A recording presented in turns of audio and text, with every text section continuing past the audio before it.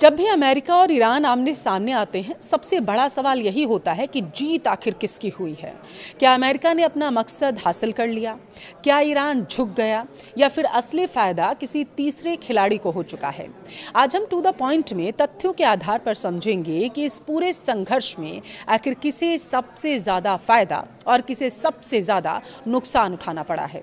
नमस्कार, आपके साथ मैं पल्लवी रविंद्र सिंह। ईरान अमेरिका के बीच लड़ाई लगभग 40 दिन के आसपास चली। पहले 4 दिन में ही अमेरिका के नेतृत्व वाले गठबंधन ने 35 अलग अलग तरह के लगभग 5000 से ज़्यादा हथियार आजमाए। हथियारों का रिप्लेसमेंट बिल ही तकरीबन 10 से 16 अरब डॉलर के बीच आया था। सबसे ज़्यादा इस्तेमाल टॉमहॉक क्रूज मिसाइल का किया गया था। टॉमहॉक मिसाइल लंबी दूरी तक ज़मीनी हमला करती है, जो सटीक होता है। इसका मतलब ये हुआ कि जहां निशाना लगाया गया, ये मिसाइल उसके लगभग 10 मीटर के दायरे में गिरेगी। इन्हें आमतौर पर जहाज़ों से दागा जाता है और इनकी रेंज 1000 मील तक हो सकती है। देखिए, टॉमहॉक मिसाइलों का मैन्युफैक्चरर रेथियॉन अब तेजी से प्रोडक्शन में लगा हुआ है, लेकिन centre for strategic and international studies के अनुसार मैन्युफैक्चरिंग लीड टाइम से 2 से 3 साल तक बढ़ाया जा सकता है, क्योंकि डिमांड और भी तेजी से बढ़ी है। एक ग्राउंड अटैकिंग टॉमहॉक की कीमत $25 लाख आती है। वहीं शिप अटैक वर्जन, जिसे खाड़ी में यूएस नेवी डिस्ट्रॉयर से फायदा किया जाता है, उसकी कीमत लगभग $50 लाख आकी गई है। साल 2020 की शुरुआत में टॉमहॉक पर सालाना कुल खर्च जो था वो लगभग $25 करोड़ माना गया था, जो साल 2027 के लिए यूएस डिफेंस बजट में $1 अरब प्रस्तावित था। वहीं दूसरी तरफ ईरान ने इस जंग में शाहेद ड्रोन का जमकर इस्तेमाल किया था।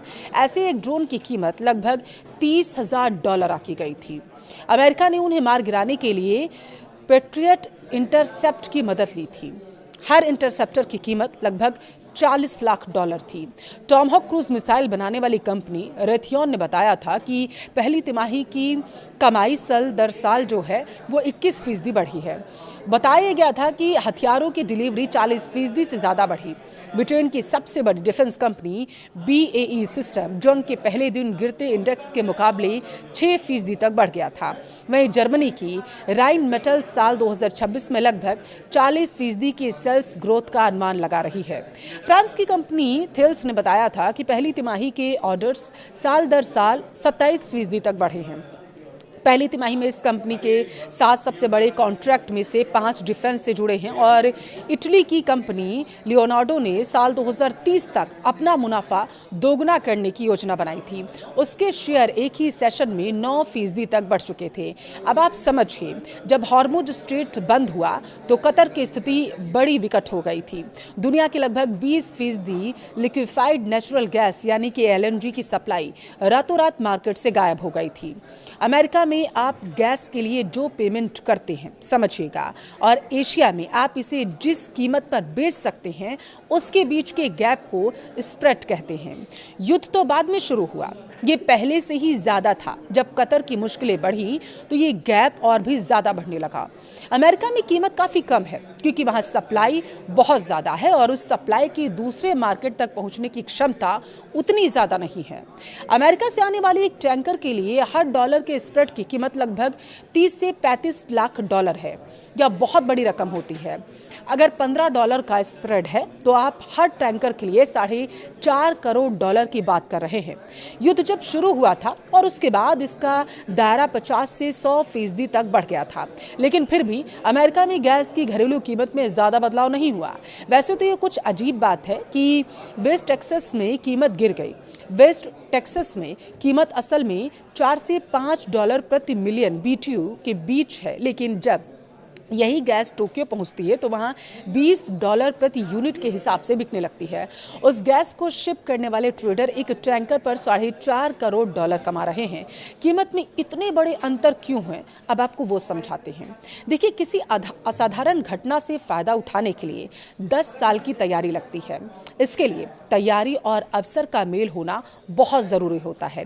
ऐसा उन लोगों के साथ नहीं होता जिन्होंने पिछले 10 साल से इन्वेस्टमेंट नहीं किया होता है। लेकिन बांग्लादेश, पाकिस्तान, मिस्र जैसे देशों का क्या, जिनके लिए कीमतें बर्दाश्त से बाहर निकल जाती हैं।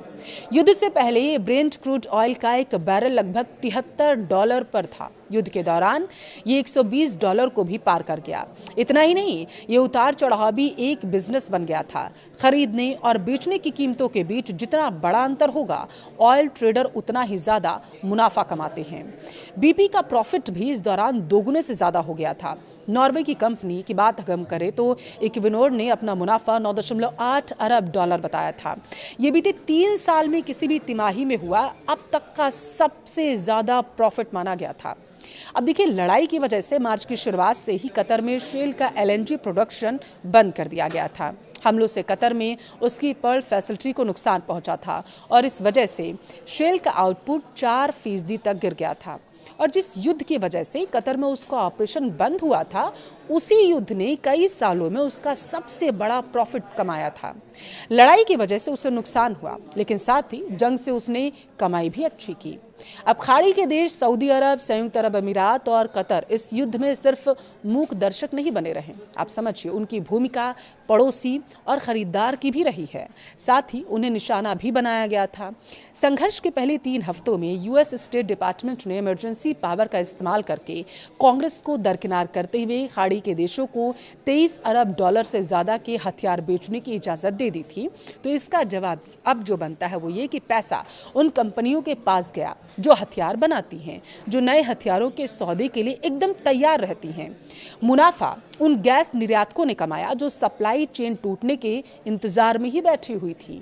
मुनाफा हथियारों के सौदागरों ने भी कमाया और उस व्यक्ति ने भी कमाया जिसे हम जानते ही नहीं हैं, जिसने ईरान पर गम गिराने से 71 मिनट पहले शर्त लगा दी, बड़ा दांव खेल दिया था। इसका खामियाजा वो परिवार भी भुगत रहे हैं जो बांग्लादेश और पाकिस्तान जैसे देशों में रहते हैं, जो उस गैस के लिए ज़्यादा भुगतान कर रहे हैं जिससे फर्टिलाइज़र बनता है। फर्टिलाइज़र वही है जिससे अनाज की पैदावार बढ़ती है और इसकी मार उन देशों पर भी पड़ी जो $30,000 की लागत वाले ड्रोन को मार गिराने के लिए $40 लाख में पेट्रियट मिसाइल खरीद रहे थे। जंग खत्म करने के लिए लड़ने वाले देशों ने भले ही दस्तखत कर दिए हों, मुनाफा कमाने वाले इस जंग से अपनी जेबें पहले ही भर चुके हैं। अगर अमेरिका की बात करें तो उसका सबसे बड़ा उद्देश्य था ईरान के परमाणु कार्यक्रम और सैनिक क्षमता पर दबाव बनाना। इस संघर्ष के बाद अमेरिका ने यह संदेश दे दिया कि वह मध्य पूर्व में अब भी सबसे बड़ी सैन्य शक्ति है। दूसरा, सबसे अपने जो खाड़ी देश हैं सहयोगियों को भरोसा दिला दिया है उसने कि संकट आने पर अमेरिका उनके साथ हमेशा खड़ा मिलेगा। लेकिन अमेरिका को इसकी कीमत भी तो चुकानी पड़ी है। अरबों डॉलर का सैन्य खर्च, वैश्विक आलोचना, तेल बाजार में अस्थिरता जैसी चुनौतियां भी अमेरिका के सामने आईं। यानी सैन्य शक्ति दिखाई, लेकिन आर्थिक और राजनीतिक लागत भी उसको चुकानी पड़ी। अब इस युद्ध से ईरान को क्या मिला वो समझिए। ईरान ने दिखाया कि लगातार प्रतिबंधों और दबाव के बावजूद वह जवाब देने की क्षमता रखता है और दृढ़ता के साथ रखता है। उसने अपने समर्थकों के बीच यह संदेश देने की कोशिश की है कि वह अमेरिका के सामने झुका नहीं। हालांकि दूसरी तरफ ईरान की अर्थव्यवस्था पहले से ही प्रतिबंधों के कारण कमजोर थी और संघर्ष ने उस पर अतिरिक्त दबाव डाला। यानी राजनीतिक संदेश तो मिला, लेकिन आर्थिक नुकसान भी उठाना पड़ा। अब आते हैं उस खिलाड़ी पर जिसका नाम कम लिया जाता है, हथियार बनाने वाली कंपनियां। जब भी दुनिया में युद्ध होता है, रक्षा बजट बढ़ जाता है, नए हथियार खरीदे जाते हैं और missile, drone, air defence system की मांग दोगुनी हो जाती है। दूसरा फायदा तेल निर्यात करने वाले कुछ देशों को हुआ, क्योंकि तनाव बढ़ते ही कच्चे तेल की कीमतों में उछाल देखने को मिलता है और कुछ बड़े देश इस मौके पर कूटनीतिक भूमिका निभाकर अपनी वैश्विक ताकत बढ़ाने की कोशिश करते रहते हैं। यानी कई बार युद्ध सिर्फ मैदान में नहीं बल्कि कारोबार और कूटनीति में भी लड़ा जा रहा था। लेकिन अगर सबसे बड़ा नुकसान किसी का हुआ तो वो आम जनता का हुआ। युद्ध की वजह से तेल महंगा हुआ, शिपिंग महंगी हुई, महंगाई बढ़ी, व्यापार प्रभावित हुआ। अगर मध्य पूर्व में तनाव बढ़ता है अब, तो उसका असर भारत जैसे देशों पर भी देखने को मिलेगा, क्योंकि भारत अपनी ज़रूरत का बड़ा हिस्सा तेल आयात करता है। यानी युद्ध चाहे हज़ारों किलोमीटर दूर हो रहा हो, उसकी कीमत दुनिया भर के लाखों लोगों को चुकानी पड़ती है।